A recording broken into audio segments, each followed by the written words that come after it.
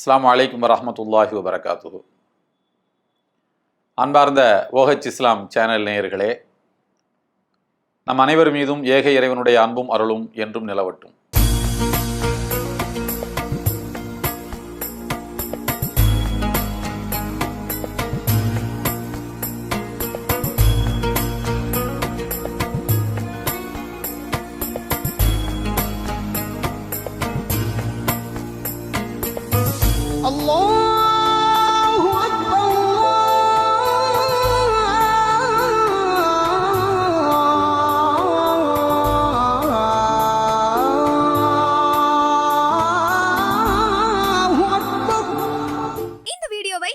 வழங்குபவர்கள் Paces Pay, secure digital payments with multiple features and great success rate. வழிகாட்டும் வான்மறை என்ற இந்த நிகழ்ச்சியில் உங்களை எல்லாம் இன்றும் சந்திப்பதில் மகிழ்ச்சி. அன்பானவர்களே, நீனுவா என்ற ஒரு கடற்கரை கிராமம். அந்த மக்களின் பரம்பரை தொழில் மீன்பிடி தொழில்தான்.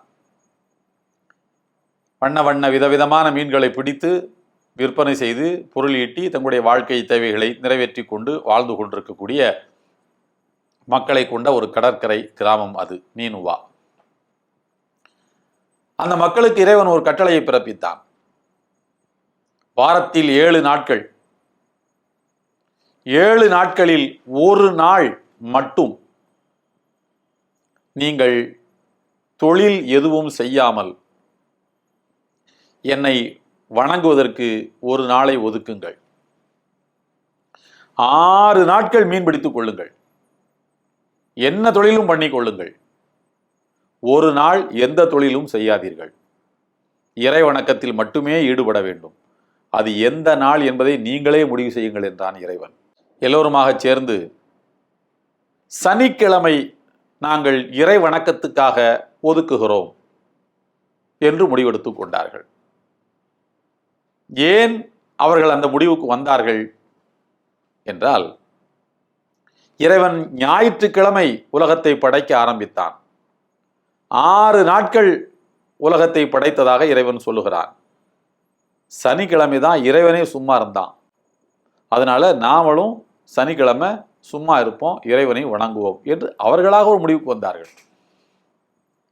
இறைவன் சரி என்று ஒத்துக்கொண்டான். சனிக்கிழமை அவர்கள் மீன்பிடிக்க செல்லுவதில்லை. 6 நாட்களும் மீன்பிடி தொழிலில் ஈடுபட்டு ஒரு வளமான வாழ்க்கை வாழ்ந்து வந்தார்கள். அவ்வப்போது சில சின்ன பிள்ளைகள் எல்லாம் கடற்கரை ஓரமாக சனிக்கிழமை போனால் அங்கே மீன்கள் துள்ளி விளையாடி கொண்டிருக்கக்கூடிய காட்சியை பார்த்தார்கள். பிறகு ஊருக்குள்ளே மெல்ல மெல்ல இந்த செய்தி கசிய ஆரம்பித்தது. நாமெல்லாம் சனிக்கிழமை மீன் பிடிக்க போகாமல் இருப்பது எவ்வளவு பெரிய முட்டாள்தனம்! அது சனிக்கிழமைதான் மீன்கள் மேலே வந்து துள்ளி விளையாடி கொண்டிருக்கின்றன என்று சிலர் சொன்னார்கள். ஐயோ, அது பாவம், செய்யவே கூடாது. நாம் தானே சனிக்கிழமை மீன் பிடிப்பதில்லை என்று இறைவனிடத்தில் ஒப்பு கொடுத்திருக்கிறோம். 6 நாட்கள் பிடிக்கலாம், ஒரு நாள் சும்மா விட்டுருவோம், மீன் வந்தால் என்ன வராமல் போனால் என்ன என்று. 6 நாட்களும் சுமாரான அளவுக்கு கிடைத்து கொண்டிருந்த மீன்கள் சனிக்கிழமை மாத்திரம் எக்கச்சக்கமா மேல வந்து துள்ளி விளையாடுகின்றன. இது அவர்களுக்கு இறைவன் வைத்த சோதனை. பிறகு அவர்களாக ஒரு உத்தியை கையில் எடுத்தார்கள், ஒரு தந்திரத்தை கையாண்டார்கள். வெள்ளிக்கிழமை மாலை வலைகளை விரித்து வைத்து விட்டு வந்து விடுவது. சனிக்கிழமை கடற்கரை பக்கமே போறதில்லை. ஞாயிற்றுக்கிழமை காலை போய் மாட்டி கொண்டிருக்கக்கூடிய மீன்களை எல்லாம் எடுத்துக்கொண்டு வந்து விடுவது. நாம் ஒன்றும் சனிக்கிழமை மீன் பிடிக்கவில்லையே என்று அவர்களாக ஒரு சமாதானத்தை செய்து கொண்டு வெள்ளிக்கிழமை மாலையிலே அவர்கள் மீன்களை பிடிக்க ஆரம்பித்தார்கள். இதை எல்லாம் வல்ல இறைவன் 7வது அத்தியாயத்தினுடைய 163வது வசனத்தில் சொல்கிறான். இது ததீஹிம் ஹைதானுஹும் யோம சபுதிஹிம் ஷுர்ஆ வ யௌம லா யஸ்பிதுன லா ததீஹிம். சனிக்கிழமை மாத்திரம் மீன்கள் வராமல் இருந்தன. சனிக்கிழமை மாத்திரம் மீன்கள் எக்கச்சக்கமாக வந்தன. மற்ற நாட்கள் வரத்து குறைந்து விட்டது. ஏன் இப்படி மீன்கள் செய்தன என்ற கேள்விக்கும் இறைவன் பதில் சொல்கிறான். கதாலிக்க நபுலுஹும் பிமா கானு யக்ஸிபூன். அவர்களை சோதிப்பதற்காகவே நாம் இவ்வாறு செய்தோம் என்கிறான் இறைவன். இறைவனுடைய சோதனையில் இவர்கள் சிக்கிக் கொண்டார்கள்.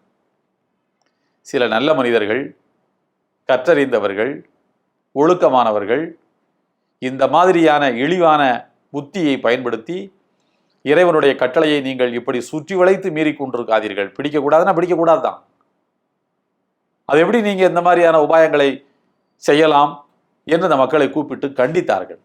இந்த முரண்டு பிடித்த மனம் கொண்டவர்களோ இப்படித்தான் இவர்கள் நாம் வளமாக வாழ்வதவர்களுக்கு பிடிக்கவில்லை, சனிக்கிழமை மாத்திரம் மீன் பிடித்தால் எவ்வளவு மாட்டிக்கொள்ளுகின்றன வலையில், எவ்வளவு லாபம் எடுத்து விடலாம், வாரம் முழுக்க சிரமப்படுவதற்கு சனிக்கிழமை மாத்திரம் பிடித்தாலேயே போதுமானது, இப்படியெல்லாம் பொருளாதார கணக்குகளை போட்டுக் கொண்டிருந்தார்கள். இறைவனுடைய கட்டளையை மீறுகிறோம் என்கிற எண்ணமே காலப்போக்கில் அவர்களுக்கு மறந்து போய்விட்டது. பொருளாதார கணக்குகளை மாத்திரம் அவர்கள் போட்டுக்கொண்டே இருந்தார்கள். பிறகு எல்லாம் வல்ல இறைவன் அந்த மக்களுக்கு ஒரு தண்டனையை தந்துவிட வேண்டும் என்று முடிவு செய்தான். ஏன்? தன்னுடைய கட்டளையை மீறியதற்காக. அது என்ன தண்டனை?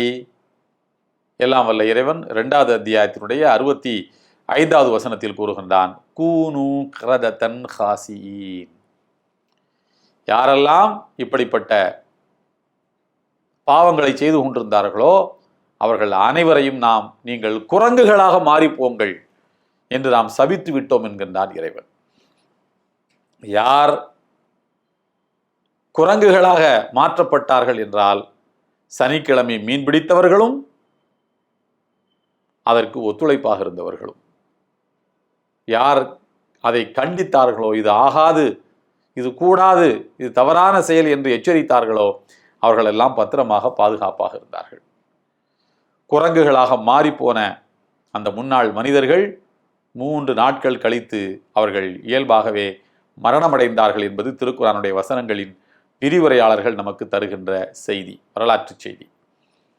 அன்பானவர்களே, இறைவன் ஒரு கட்டளையை நமக்கு பிறப்பித்து விட்டால், இறைவனிடமிருந்து ஒரு கட்டளை வந்து விட்டால் அதை செயல்படுத்துவதற்கான வழிகளை தேட வேண்டுமே அன்றி அதை மீறுவதற்கான வழிகளை தேடக்கூடாது. சனிக்கிழமை நாம் ஒன்றும் பிடிக்கவில்லை என்பது இவர்களாக தங்கள் மனதை சமாதானப்படுத்திக் கொள்வதற்கு செய்து கொண்ட ஒரு விளக்கம். ஆனால் மீன்கள் வந்து மாட்டிக்கொண்டது சனிக்கிழமை தானே. சனிக்கிழமையை யார் முடிவு செய்தது? இறைவனா முடிவு செய்தான். அவர்கள் தானே, அது எந்த நாள்னு நீங்களே முடிவு பண்ணிக்கிடுங்க என்று அந்த வாய்ப்பையும் இறைவன் அவர்களுக்கு தந்தானே.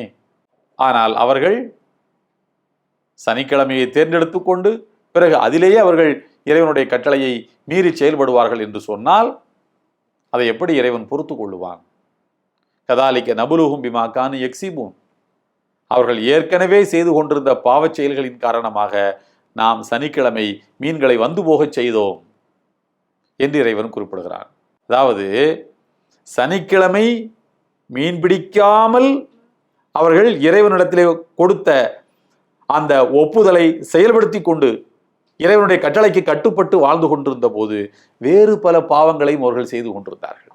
சனிக்கிழமை மீன் பிடிக்கிறதுலே தவிர மற்ற பாவங்கள்லாம் தாராளமாக பண்ணிக்கிட்டு இருந்தான்.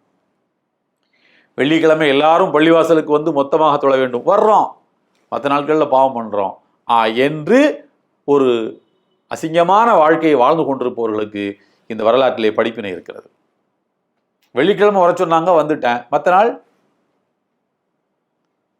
இழிவான ஒரு வாழ்க்கை. இவர்களும் அப்படித்தான் செய்தார்கள். கதாலிக்க நபுலுஹும் பிமா கானு யக்ஸிபூன் என்றால் ஏற்கனவே அவர்கள் செய்து கொண்டிருந்த பாவச் செயல்களின் காரணமாக நாம் அவர்களுக்கு மீன்களை வந்து போக வைத்தோம். சனிக்கிழமை வந்து போனது சோதனையினுடைய தொடக்கம் அல்ல. இறை கட்டளையை மீறியதால் அவர்களை வசமாக ஒரு தண்டனையை அவர்களுக்கு கொடுத்து விட வேண்டும் என்று இறைவன் முடிவு செய்து சனிக்கிழமை மீன்களை வர வைத்தான் என்பது இறைவனுடைய வாக்கு. 7வது அத்தியாயத்தினுடைய 163வது வசனத்தில் இறைவன் சொல்லுகின்ற வார்த்தை. உங்களுக்கு மட்டும்தான் உபாயங்களையும் உத்திகளையும் பயன்படுத்தி இறை கட்டளையை மீற தெரியுமா? இறைவன் உபாயங்களை செய்தால் என்ன ஆகும்? இறைவன் தந்திரங்களை கடைபிடித்தால் உங்களை தண்டிக்க நீங்கள் என்ன ஆவீர்கள் என்று எண்ணி பார்க்க வேண்டாமா என்கிற எச்சரிக்கையை எல்லாம் வல்ல இறைவன் இந்த 7:163 என்கிற வசனத்தில் பாடமாக படிப்பினையாக நமக்கு தருகின்றான். நாமும் சிந்தித்து இறைவனின் கட்டளையை செயல்படுத்துவதற்கான வழிகளை தேடுவோம். எல்லாம் வல்ல இறைவனுடைய அன்பும் அருளும் நம் அனைவர் மீதும் என்றும் நிலவட்டும். இந்த வீடியோ உங்களுக்கு பிடிச்சிருந்தா லைக் பண்ணுங்க, ஷேர் பண்ணுங்க, கமெண்ட் பண்ணுங்க.